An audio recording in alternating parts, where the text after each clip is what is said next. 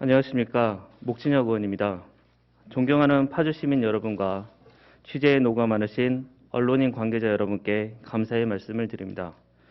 그리고 오늘 본 의원에게 시정 질문할 수 있도록 기회를 주신 존경하는 한양수 의장님을 비롯한 선배 동료 의원 여러분께 감사의 말씀을 드립니다.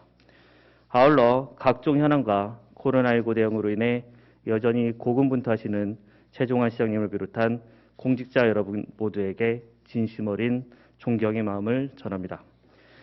코로나19 장기화에 따라 모두가 힘든 상황이지만 청년들이 느끼는 위기와 불안은 더욱 크기만 합니다.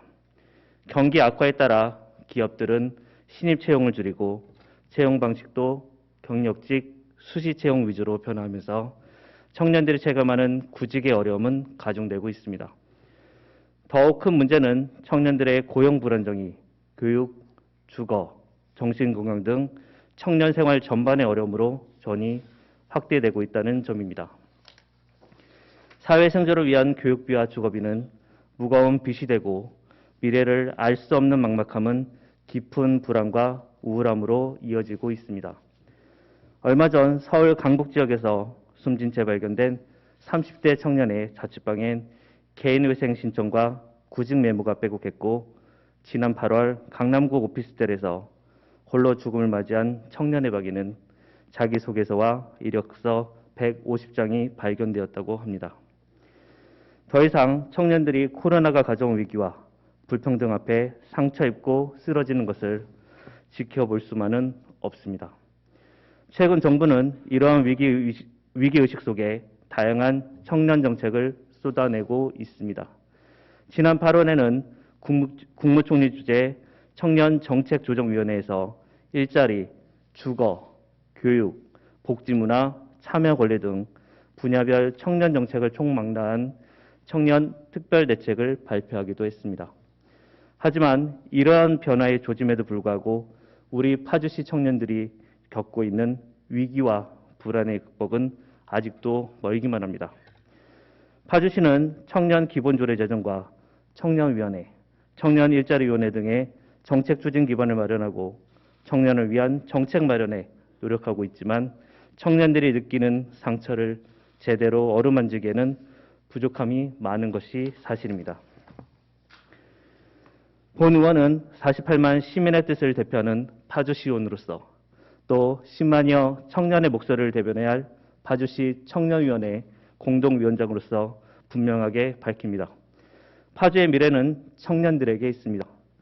청년들이 불평등한 출발선 앞에는 마음껏 꿈과 희망을 펼칠 수 없고 미래를 예측하는 것도 현재를 온전히 보내는 것도 힘겨운 사회에는 결코 성장할 수도 지속될 수도 없습니다.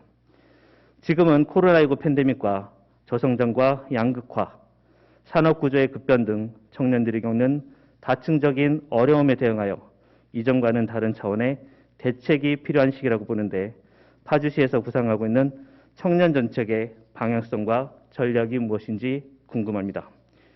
이에 엄중한 마음으로 몇 가지 질문을 드리겠습니다. 첫째, 실제 청년들의 삶을 변화시킬 수 있는 강력하고 실효성 있는 정책의 추진을 위해 파주시에서는 어떤 역점 정책들을 구상하고 있고 어느 정도 규모의 재정 투입을 계획하고 있는지를 상세히 답변해 주시기 바랍니다. 둘째, 청년들에게 다가가는 정책 추진을 위해서는 청년들의 목소리에 귀 기울고 그들의 생각과 니즈를 반영하는 노력이 필요한데 이를 위해 파주시에서는 구체적으로 어떤 계획을 가지고 있는지 밝혀주시기 바랍니다. 마지막으로 강력한 청년 정책의 추진을 위해서는 이를 기획하고 이끌어 나갈 전담 조직이 무엇보다 필요합니다. 집행부에서도 이러한 인식하에 청년 정책을 총괄할 조직의 설치를 검토하고 있는 것으로 알고 있습니다. 신설 조직의 구체적인 구성 시기와 주의 역할 등에 대한 명확한 답변을 바랍니다. 이상으로 파주시 청년정책 방향과 실행 계획에 대한 시정 질문을 드렸습니다. 진정으로 청년들이 공감할 수 있는 파주시의 구체적인 답변을 기대하며 끝까지 경청해 주신 모든 분들께 감사드립니다.